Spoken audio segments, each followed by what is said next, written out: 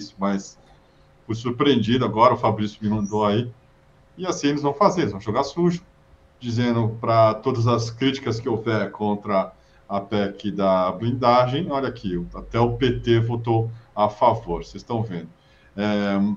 Nós vamos falar daqui a pouco do caso do Eduardo Bolsonaro, outra vergonha ontem, mas antes disso, ministro do Supremo, diz a Andréa Sadi no Globo, vem que a PEC da blindagem pode favorecer a entrada de facções criminosas como o Comando Vermelho e o PCC nas assembleias legislativas. Batata, eu estava dizendo isso desde de muito tempo, aliás, vocês sabem. Pode facilitar, porra. Um dos magistrados lembrou o caso recente de TH Joias no Rio de Janeiro.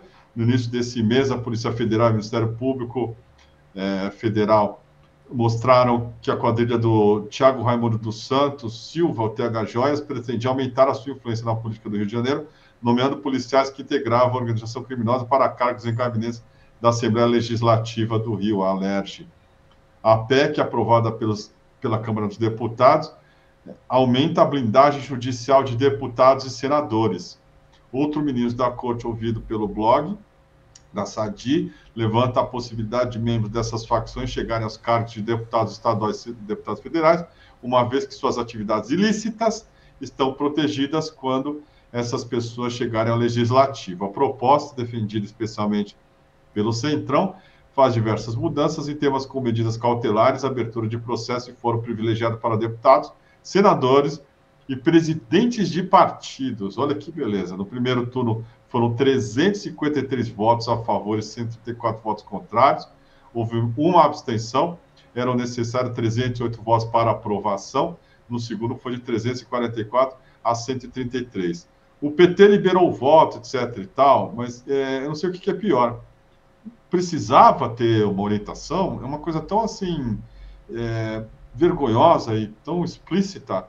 Você precisa mesmo que alguém te fale que aquilo é uma palhaçada, que você está dando um tiro de bazuca no pé para esses deputados do PT, né? Não tem assim uma vergonha na cara, um simancol. Aí está aí, os sócios sambando na cara deles e da sociedade, de nós, evidentemente. Para assim, cereja do bolo, né, desse congresso, que, puta que eu pariu, está se mostrando assim um troço realmente de desafiar a nossa capacidade de indignação e de surpreender com a quantidade de canalha que tem lá. Eles conseguiram aí botar o Eduardo Bolsonaro como líder para evitar a perda de mandato. Essa excrescência que o Brasil vive hoje, institucional, na Câmara, que é a atuação de um deputado lá nos Estados Unidos conspirando contra o Brasil, deveria já ter sido cassado. Se estende e agora tentando, né, blindá-lo com a decisão da Carol Detoni de dar para ele o cargo de líder. E dessa maneira, como disse o sócio Cavalcante, ele trabalhar remotamente. Me engana que eu gosto, quer dizer. E aí, falando que o Eduardo pode até voltar e votar remotamente, né? Ele está sujeito à perda de mandato por faltas. Mas, do jeito que é o Hugo Mota, fraco, covarde, medroso, corrupto, assim, um cara que está na mão do chefe dele, que é o Arthur Lira, no final das contas, qualquer coisa é possível no Brasil. Inclusive, o Eduardo, por que não virar presidente da Câmara? Por que não? Né? Se for dessa maneira que a gente está assistindo. Nós pensamos, e precisamos pensar nisso, do ponto de vista institucional, que esses caras têm que ser varridos das urnas através do voto.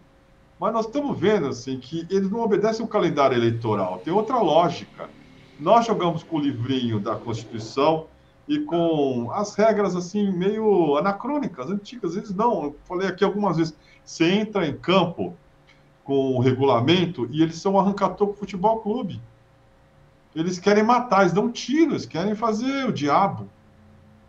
E ou a gente, né, se toca disso que isso é política, o exercício da nossa indignação e da nossa luta diária, cotidiana, e extrapola, claro, o Congresso ou né, a hora que a gente vai lá e deposita o voto nesse ou naquele, mas de ocupar os espaços virtuais, espaços também físicos, as ruas, etc. e tal. Senão eles não fazendo isso, são factoides, são coisas que eles criam, assim, que mobilizam.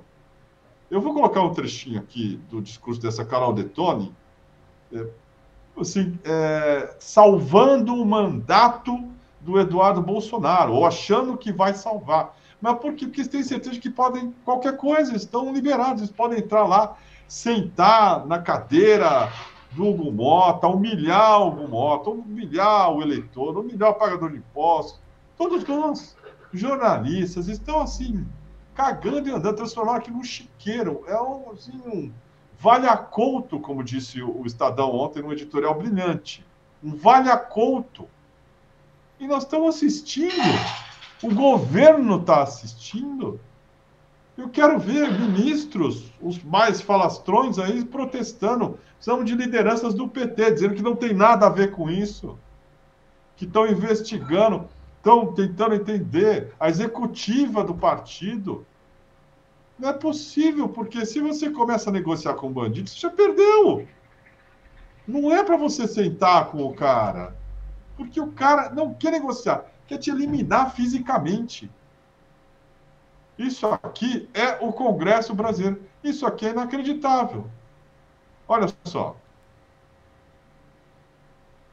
Muito importante. Gostaria de comunicar a todos a minha renúncia à liderança da minoria da Câmara dos Deputados para transferir essa responsabilidade ao deputado Eduardo Bolsonaro.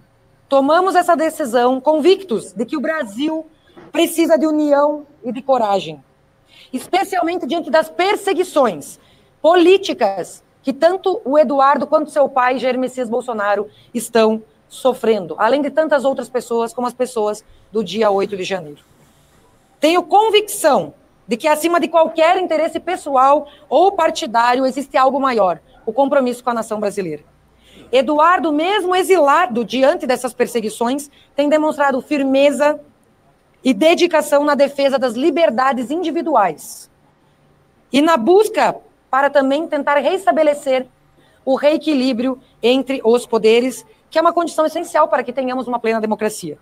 Então, nós confiamos plenamente na capacidade dele de conduzir essa liderança com responsabilidade e coragem. E seguirei, no caso, firme ao seu lado nessa missão, pois a nossa causa é maior.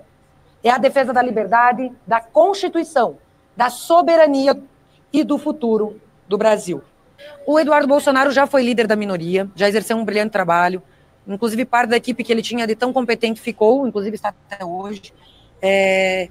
E nós fizemos esse gesto por ele, por entender que ele está fazendo um gesto por nós, e chegou a hora de fazermos um gesto por ele também, porque o Eduardo está autoexilado nos Estados Unidos, porque está clara a perseguição quanto a ele, quanto à família. Vire o que está acontecendo no julgamento do presidente Bolsonaro, em que os juízes da turma são todos inimigos declarados, são suspeitos, impedidos, e não se impediram de julgar um caso onde era claramente, não era o caso deles serem juízes competentes para isso. Então, da mesma forma, estamos protegendo, sim, o Eduardo Bolsonaro naquilo que tiver ao nosso alcance, porque ele está exercendo o seu mandato, só está à distância por uma vontade que não é dele, porque o processo que havia um arquivado contra ele está reaberto, então se ele botar o pé no país, com certeza ele vai ser perseguido. E nós não podemos admitir esse tipo de perseguição por palavras, ideias proferidas, porque isso é constitucional. O artigo 53 garante a nossa imunidade parlamentar, que não está sendo respeitada. Daí um dos motivos por estarmos retomando esse assunto das prerrogativas, para que se respeite o exercício do mandato parlamentar. O ano passado, só relembrando, quando votamos, deputada Bia, lá na CCJ, as 4 medidas para o reequilíbrio dos poderes, ouvimos ministros do STF dizerem que quem votou a favor das medidas, eles iriam monitorar os posicionamentos, ou seja, já somos monitorados por nossas opiniões, por nossas palavras, e também agora pelos votos. Estamos numa hora realmente absurda da democracia relativa brasileira, em que deputados na tribuna estão com inquéritos abertos por palavras proferidas. Crime de opinião que não existe no Brasil está sendo motivo para a perseguição de mais de 30 deputados. Então não podemos permitir isso. Olha, uma desfaçatez é um troço assim que, sei lá,